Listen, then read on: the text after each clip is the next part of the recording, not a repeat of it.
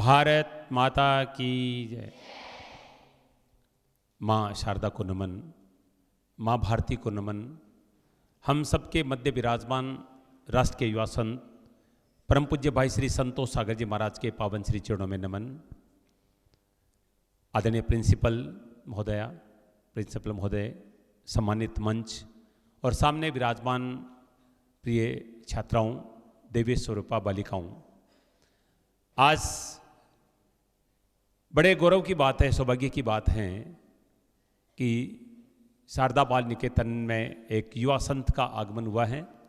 आप है परम पूज्य भाई श्री संतोष सागर जी महाराज, जिनका जन्म बीकानेर जिले के श्री डूंगरगढ़ में हुआ है। देश के प्रबुद्ध कथा वक्ता है, सैकड़ों कथाएं आपने करी हैं। आप छोटे बच्चे हैं, लेकिन अधिकतर लोगों ने देखा होगा कि आपके बड़ी बड़ी चैनल्स पे कथाएं आती हैं और एक मोटिवेशनल स्पीकर हैं, प्रेरणादायी प्रवचन करते हैं स्कूलों में। भाई श्री के चरणों में नमन करते हुए आपसे प्रार्थना करता हूं कि बहुत ही दिव्य संस्कारपूर्ण बालिकाएं, देवी स्वरूपा लड़कियां जो आपके सामने बैठी हैं, उनको अपने प्रेरणादायी प्रवचन से लाभान्वित करें। परम पूज्य भाई श्री संतोष सागर जी महाराज।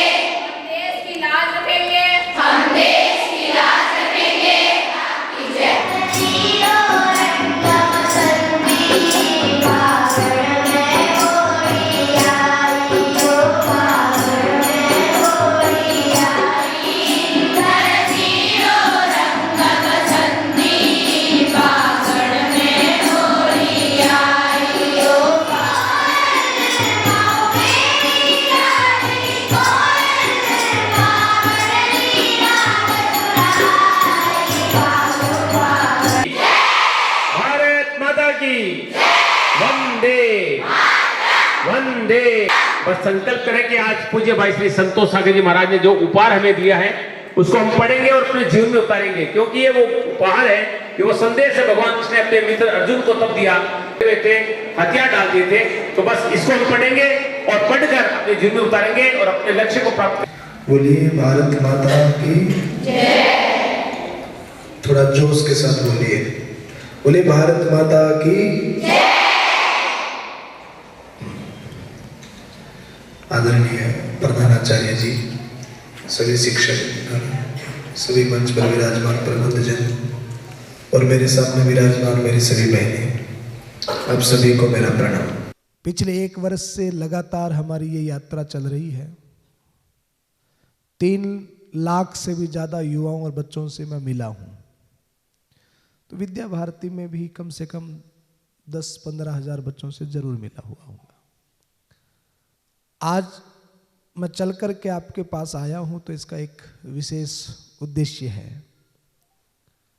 और बेटियों का समूह है तो बेटियों के हित की ही बात हम करें। सनातन धर्म में घर में बेटी का जन्म होता है तो पता है आपको क्या कहा जाता है? बेटी आती है तो क्या कहते हैं? कौन आई? कौन आई? ऐसा ही कहते हैं ना। और बहू आती है तो क्या कहते हैं? कौन आई? लक्ष्मी। घर में बहू आती है तो क्या कहते हैं? कौन आई? बेटी आती है तो क्या कहते हैं? बेटा होता है तो कोई कहता है क्या विष्णु आया है? घर में जवाई आता है तो कोई कहता है क्या विष्णु आया? नहीं कहता ना। और बेटी होती तो क्या कहते हैं? लक्ष्मी आई। और अगर हमें शक्ति चाहिए होती है तो हमें किसके पास जाना होता है? दुर्गा मैया के पास। धन चाहिए होता है तो किसके पास जाना होता है? और विद्या चाहिए होती है तो किसके पास जाना पड़ता है? सरस्वती। यानी कि आप देखो कि पुरुषों के पास कुछ है ही नहीं। विद्या चाहिए तो सरस्वती जी के पास जाओ, लक्ष्मी चाहिए तो लक्ष्मी जी के पास जाओ, और शक्ति चाहिए तो दुर्गा जी के पास में जाओ। यानी कि ज्ञान बुद्धि, ताकत, ऐश्वर्य, करुणा, दया, प्रेम, सत्य, ये जितने भी अच्छे गुण हैं ये सब बेटियों में पाए जाते हैं। इसलिए हमारे यहाँ पर बेटी का जन्म होता है तो क्या कहते हैं? लक्ष्मी आई। दूसरा, एकमात्र ये भारतीय संस्कृति ऐसी है जिसमें ये कहा गया हो यत्र नारी पूजयन्ते तत्र रमन्ते देवता। जहां नारी की पूजा होती है वहां पे कौन रमण करता है? देवता। तो इतना सम्मान, इतना गौरव जो आपको इस राष्ट्र ने, समाज ने और हमारे ऋषियों ने दिया है, उस सम्मान की, उस गौरव की रक्षा करने का दायित्व हम सबका है कि नहीं? और इस समाज में सबसे ज्यादा जिम्मेदारी मैं मानता हूं तो बेटियों के ऊपर, माताओं के ऊपर और बहनों के ऊपर ही है। तो आप हर मामले में पुरुष से बहुत बहुत बहुत आगे हो। मैं अक्सर एक बात कहा करता हूं, आज हमारे समाज में बेटा और बेटी की समानता की बात तो करते हैं पर समानताएं दिखाई कम पड़ती है। कहीं ना कहीं मैं इंग्लिश मीडियम स्कूलों में जाता हूं तो बड़े बड़े इंस्टीट्यूट कॉलेजों में जाता हूं तो बेटियों की एक शिकायत भी रहती है, बोले गुरुजी बेटियों के सम्मान की बात तो होती है पर सम्मान है नहीं, बराबरी है नहीं। मैंने कहा कैसे? बोले लड़कों को तो बहुत सारा फ्रीडम है, लड़कों को तो बहुत सारी आज़ादी है, उनके पास मोबाइल भी है, बाइक भी है, उनको कहीं भी जाने की आज़ादी है, कुछ भी पहनने की आज़ादी है, पर बेटियों के ऊपर तो बहुत पाबंदी है। यहाँ मत जाओ, ये मत खाओ, इससे मत बोलो, ये मत पहनो। होता है ना ऐसा घर में? बोलो ना। 8 से 12th क्लास तक की बेटियां कहाँ बैठी है? 8वीं से 12वीं। हाँ, तो ये जो सत्र है ना मेरा, ये आप लोगों के लिए है। 8वीं से 12वीं क्लास की जो बेटियां बैठी है उन्हीं के लिए है। तो कभी आपको भी ऐसा फील हुआ कि हमारे साथ में शोषण हो रहा है, हमें फ्रीडम नहीं, हमें आजादी नहीं? अच्छा, आप सबके भैया तो होंगे, बड़े भैया, छोटे भैया, उनको खूब फ्रीडम है, खूब आजादी है। आपके ऊपर बहुत पाबंदियां हैं, रोक है, नहीं है? है ना? बड़ी बेटियां बोले है ना, यहां मत जाओ, इससे मत बोलो, इससे। कभी आप इरिटेट होती हो? कभी आपको बुरा लगता है कि हमारे ऊपर इतनी पाबंदी क्यों है? किस किस को बुरा लगता है? 1 मिनट हाथ ऊपर करके बताना। देखो धीरे धीरे चेतना आ रही है। एक बार मैं बताऊं ना, किस किस को ये खराब लगता है कि हमारे ऊपर इतनी अंकुश क्यों है, इतनी पाबंदियां क्यों है? सबको लगता है। आगे जो बेटियां बैठी आपको भी लगता है? हैं? आपको लगता है बेटा? हाँ, क्या नाम बेटा आपका? खड़े हो जाओ आप। हाँ, अपने इसको दो। हाँ बेटा, आप बताओ। बैठ जाओ, तुम दोनों बैठ जाओ। घबरा गई, बताओ। हमें बाहर नहीं जाने देते। हमें बाहर नहीं जाने देते। बाहर नहीं निकलने देते? कितना बाहर निकलना है आपको? अभी बाहर ही तो हो घर से। बिल्कुल भी नहीं निकलने देते हैं? बिल्कुल भी नहीं निकलने देते, इसलिए बुरा लगता है। और भैया को जब जाए जा सकता है ना, हमें बाहर नहीं निकलने देते, इसलिए बुरा लगता है। और क्यों? ये कोई बता सकता है क्यों बुरा लगता है? आपका क्या नाम बेटा? भूमिका ने बड़ी अच्छी भूमिका बांधी है। इसको इसलिए बुरा लगता है कि हमें बाहर नहीं निकलने दिया जाता। और किसी को, बेटी को बुरा लगता है ऐसा? कोई बताना चाहेगी? ठीक है, बंद करो, इस माइक को बंद करो। हाँ, अब मेरी बात ध्यान से सुनना। लड़के और लड़की में क्या फर्क है, आप समझना इस बात को बड़े गहराई से। फिर शायद आपको कभी बुरा नहीं लगेगा, आपको खुशी बुरा नहीं लगेगा कि हमें बाहर नहीं निकलने दिया जाता, आपको भी बुरा नहीं लगेगा। आप इस बात को बड़ी गहराई से समझिएगा। आप कभी लोहे की दुकान के आगे से निकलिएगा तो आपने देखा होगा लोहे की दुकान के बाहर वो एक एंगल लोहे का गाटर पड़ा रहता है, जो बीच में लगता है ना छत में, लोहे का गाटर पड़ा रहता है। कहां पर? दुकान से बाहर, धूप में, आंधी में, छांव में, बारिश में, वो वहीं पड़ा रहता है। आप कभी सुनार की दुकान पर, जौहरी की दुकान पर जाना, वहां पर एक डायमंड होता है, हीरा। वो कहां रहता है? किसमें? दोनों में कीमत किसकी ज्यादा है? हीरे की कि लोहे की? हीरे की। तो हीरे को कहां रखा जाता है? या बाहर? हर किसी को दिखाया जाता है क्या? वो हर कोई उसको छू सकता है क्या? आप मेरी बात को बड़ी गहराई से सुनिएगा और लिख लीजिएगा। इस समाज में बेटियों को हीरे का दर्जा दिया गया है। आप क्या है? आप क्या है? और लड़के लोहे का गाटर। क्या है? गटर नहीं, गाटर, एंगल, एंगल।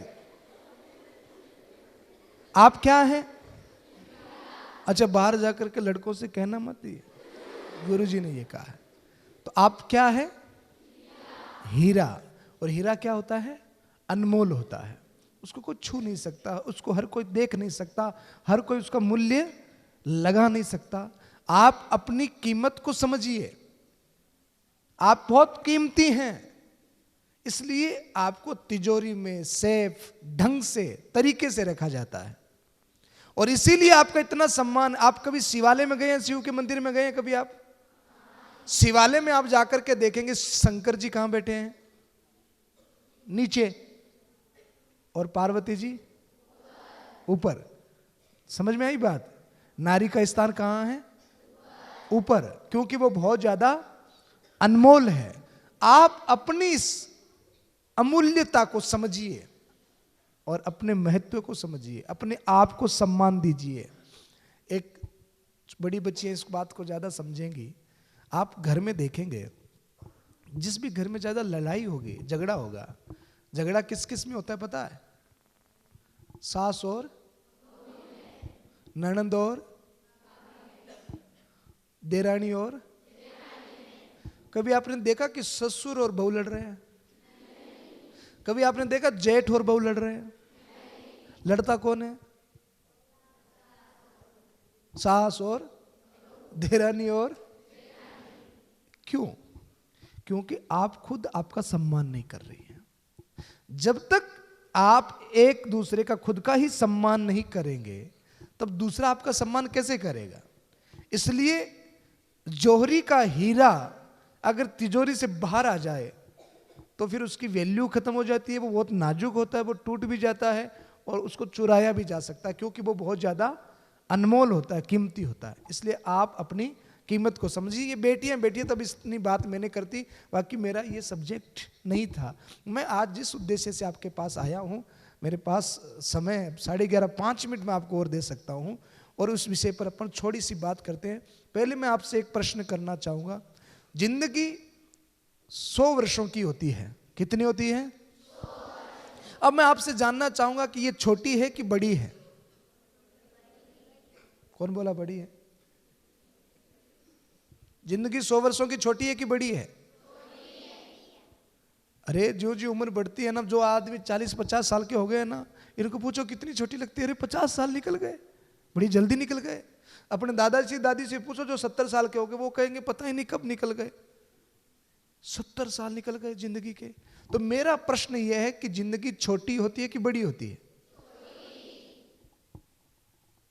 कौन छोटी भी? हाथ ऊपर करो, कौन कौन बोल रहा है? मुझे ऐसे पता नहीं पड़ेगा। यहां बड़ी वाली बेटियों में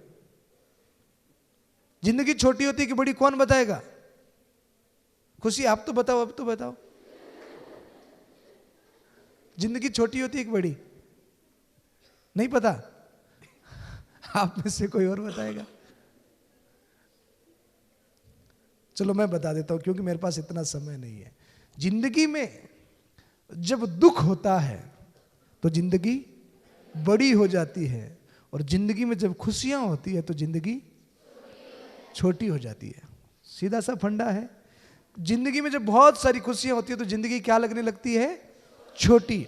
और जिंदगी में जब बहुत सारे दुख होते हैं तो जिंदगी क्या लगने लगती है? बड़ी। और उन्हीं दुखों के कारण लोग फिर आत्महत्या कर लेते हैं। इतनी अनमोल जिंदगी होती है।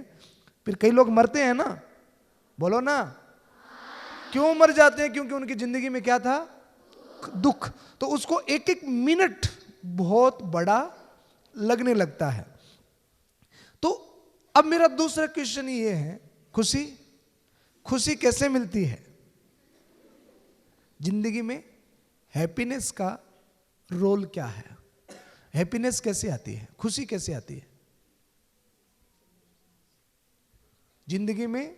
अच्छा, आप सबको खुशी चाहिए कि नहीं चाहिए? ये वाली नहीं, वो अंदर से ओरिजिनल खुशी। इसका तो केवल नाम खुशी है, बाकी बहुत उदास बैठी है।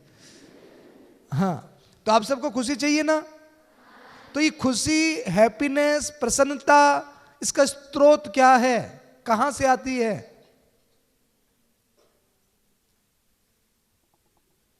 बोलो, कौन बोला? हाँ बेटा बोलो। परिवार से। Very nice. क्या नाम है आपका? पूजा ने कहा खुशी कहां से आती है? परिवार से। आपको पूजा में कई ऐसे परिवारों में ले जाऊंगा, वो कहेंगे इससे अच्छा तो ये नहीं होते, वो अपने परिवार से इतने परेशान हैं। अच्छा, और कोई बोलेगा खुशी कहां से आती है? बोलो ना। शायद कोई, मैं भी अच्छा सा सीख, अरे वाह, एक बेटी ने हाथ ऊपर किया। हाँ बोलो। बड़ी बेटियों को पीछे बैठा दिया, यही तो मैंने इनको बोला था।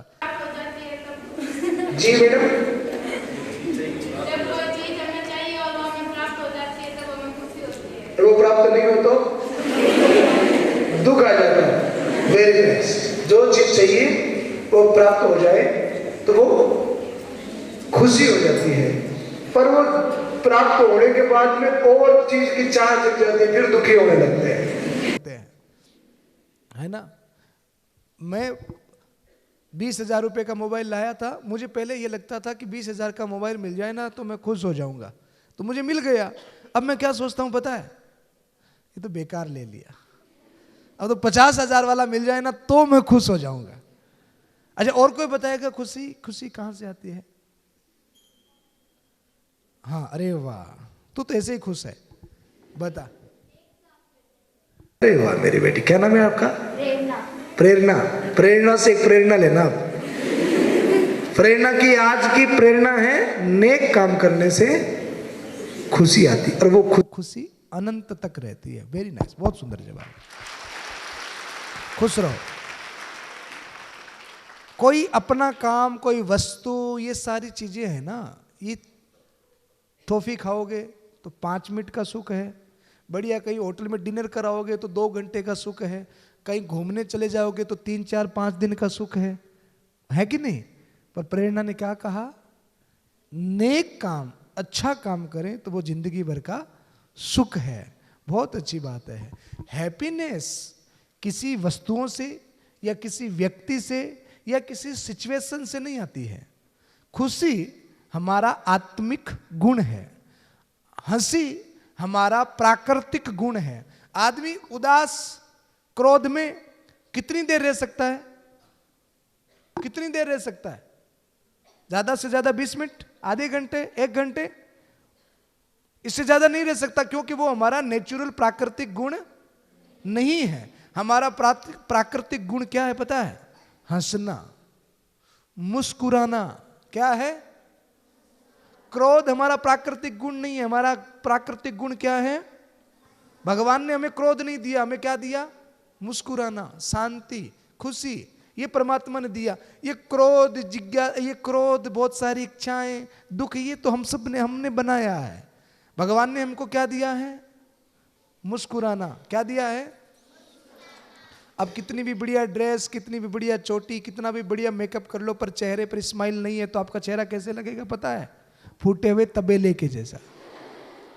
हाँ, तो आपके चेहरे का सबसे अच्छा श्रृंगार क्या है? बोलो। अच्छा, आपको खिला हुआ गुलाब पसंद है कि मुरझाया हुआ? खिला हुआ ना। तो हम परमात्मा की बगिया के फूल हैं, तो हम भी कैसे रहे? खिले हुए से रहे। आपने कभी गधे को हंसते हुए देखा है? बोलो। बंदर को कभी हंसते हुए देखा है? अच्छा, रात में कभी अकेले आ रहे हो, रात में अकेले हैं और अंधेरा है, और कोई भैंस बीच रास्ते में हंसते हुए मिल जाए, बत्ती सी खिलाए हुए। भैंस हंस रही है, अंधेरा है, आप अकेले हो, तो क्या होगा? भूत पिशाच महावीर जब भैंस को, गधे को, इन सब को हंसने का गिफ्ट भगवान ने नहीं दिया। ये किसके लिए है? हमारे लिए है। खुशी का स्रोत आत्मज्ञान है। क्या है? खुशी का स्रोत मनोबल है। क्या है? मनोबल है। अब मेरा लास्ट एंड फाइनल क्वेश्चन आपसे है, मनोबल क्या होता है? आत्मबल क्या होता है और कहां से आता है? कौन बताएगा? चलो मैं ही बता देता हूं। अच्छा, एक और क्वेश्चन कर लूं आपसे, फटाफट जवाब देंगे तो मैं अभी चेक कर लेता हूं कि आपकी पढ़ाई भी कैसी हो रही है, आपका ये दिमाग IQ लेवल कितना है। पूछूं? मेरा प्रश्न है 8वीं से 12वीं क्लास तक की बच्चियों से फटाफट जवाब देना है। 10 लाख रुपए का चेक भरना हो तो कितना जीरो लगेगा? फटाफट बोलो। कितना? 5? राइट आंसर, फटाफट हाथ ऊपर करें। 5 वाले 7 जीरो लगेगा। 7 कितना? 7 वाले हाथ ऊपर करें।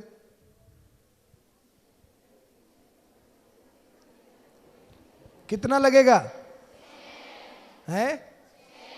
कंफर्म हो गया? कितना? 10 लाख के चेक में कितना जीरो लगेगा? कौन कौन है एग्री है इसमें? अभी कईयों को तो अभी भी कंफ्यूज है, वो यूं कर रही है, इकाई दहाई सैकड़ा। अच्छा दोबारा बताओ, कितना जीरो लगेगा? पक्का? अच्छा, 1 जीरो हटा दूं तो चेक की वैल्यू रहेगी?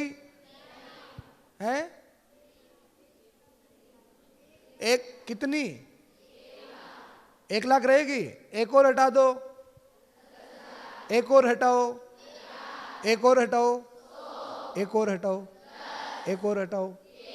अब कितनी है? चेक की वैल्यू है क्या अब? कितनी? अच्छा, 1 को हटा दो, 0 को एज इट इज रखो। अब नहीं है। इसको कहते हैं वो आत्मज्ञान, मनोबल। ये जो एक है ना, आप जितनी पढ़ाई करते जाओ, जितनी डिग्रियां लेते जाओ, आपकी वैल्यू बढ़ती जाएगी। जैसे चेक में 0 बढ़ाते जाओ, चेक की वैल्यू 10 लाख में 6 जीरो, 1 जीरो और लगा दो, फिर कितना हो जाएगा? 1 जीरो और लगा दो, 10 करोड़। जितने जीरो लगाते जाओ वैल्यू बढ़ती जाएगी। आप जितनी डिग्रियां लेते जाओ, पढ़ते जाओ, आपकी वैल्यू बढ़ती जाएगी। पर वो वैल्यू किससे है? एक से है। हमारी जिंदगी में मनोबल, आत्मबल और आत्मज्ञान उसी एक का काम करता है। अगर आपके अंदर में बुद्धिबल है, बाहुबल है, पर मनोबल नहीं है, तो आपका सब कुछ बेकार हो जाएगा, सारी वैल्यू खत्म हो जाएगी आपकी, आप वैल्यू लेस हो जाएंगे। तो सबसे ज्यादा धनबल, बाहुबल, बुद्धिबल, इन तीनों से ज्यादा जरूरत किसकी है? मनोबल की, आत्मबल की। अगर मनोबल होता है तो ये सारी चीजें आपके पास में आ जाती है। अगर मनोबल नहीं है तो आकर के भी चली जाती है। तो हमें मनोबल लेना है, और मनोबल का एकमात्र स्रोत है। अभी मैं आया तो आपने शुरू में बहुत सुंदर कुछ गीता के श्लोक बोले। भगवत गीता मनोबल का सबसे बढ़िया स्रोत है। आज दुनिया के 128 देशों में जितनी भी टॉप यूनिवर्सिटीज हैं, सब में भगवत गीता पढ़ाई जाती है। हमारे भारत के जितने भी बड़े बड़े स्पीकर हैं, मोटिवेशनल स्पीकर हैं, या भारत की जितनी भी विभूतियां हैं, जितने महापुरुषों की यहाँ पर फोटोएं लगी हैं, इन सब महापुरुषों की जिसकी आपको फोटो बढ़िया लगे उसी का नाम गूगल पर डाल करके उनकी बायोग्राफी को पढ़ लेना। उनके जीवन में एक बात कॉमन मिलेगी, उन्होंने जीवन में भगवत गीता को पढ़ा है, भगवत गीता को समझा है। ये वो किताब है एज ए मैनुअल। एक मोबाइल के साथ में भी बुक आती है ना, मैनुअल, वैसे ही ये गाइड बुक है, मैनुअल है। जिसने भगवत गीता को पूरी तरीके से जान लिया हो, पूरी तरीके से समझ लिया हो, तो उसका मनोबल बहुत बढ़ जाता है। और जीवन में हैप्पीनेस, खुशी चाहिए तो आपको नेक काम भी करने हैं, उसके साथ साथ आपके मनोबल को बढ़ाना, आत्मबल को बढ़ाना। आत्मज्ञान, मनोबल बढ़ेगा तभी आप अपने राष्ट्र के लिए कुछ बड़ा कर पाएंगे। यस या नो? कर पाएंगे ना? बोलो हाँ जी। कर पाएंगे? तो आपको गीता के कितने श्लोक आते हैं? 5। 5 श्लोकों का अर्थ भी मालूम है? 5 श्लोक किसको आते हैं और उसका अर्थ किसको आता है? अब देखो, मुझे यह पता है कि आपको 5 श्लोक भी आते हैं और उनका अर्थ भी आता है, पर आपका हाथ क्यों नहीं खड़ा हो रहा है पता है? आप में आत्मबल की कमी है, आप में मनोबल की कमी है। इस मनोबल को, इस आत्मबल को बढ़ाइए। और ये जो भगवत गीता है ना, ये किस किस के घर में है? सबके घर में है। तो इस भगवत गीता को आप सब लोग पढ़िए और इसको पूरा समझिए। आपको पता है ये बहुत बोरिंग भी है। 5 श्लोक आपने याद किए हैं। इसमें कितने श्लोक हैं? कितने श्लोक हैं? 18 श्लोक नहीं बेटा, 700 श्लोक है, 18 अध्याय है। और इस दुनिया की सबसे पावरफुल किताब है। तो आप इस किताब को पूरा पढ़िए, 700 श्लोकों को याद करिए। ये 700 श्लोक नहीं है, इसमें एक एक श्लोक, एक एक मंत्र, एक एक बात है आपके जीवन को उपयोगी बनाने के लिए। एक एक सूत्र है आपको जीवन को उपयोगी बनाने के लिए। तो आप इस भगवत गीता को डेली पढ़ें, पूरा इसको याद करें और इसके एक एक सूत्र को समझने का प्रयास करें। करेंगे आप सब लोग ऐसा? मनोबल को बढ़ाने के लिए। अच्छा, अगर ये किताब जो 8वीं क्लास से 12वीं क्लास तक की बेटियां हैं जो इसको पूरा याद करना चाहें, अगर मैं ये किताब आपको गिफ्ट करूं तो आप लेंगे? पर्सनल, मंदिर में रखने के लिए नहीं, आपके स्कूल बैग में रखने के लिए लेंगे? कौन कौन लेगा?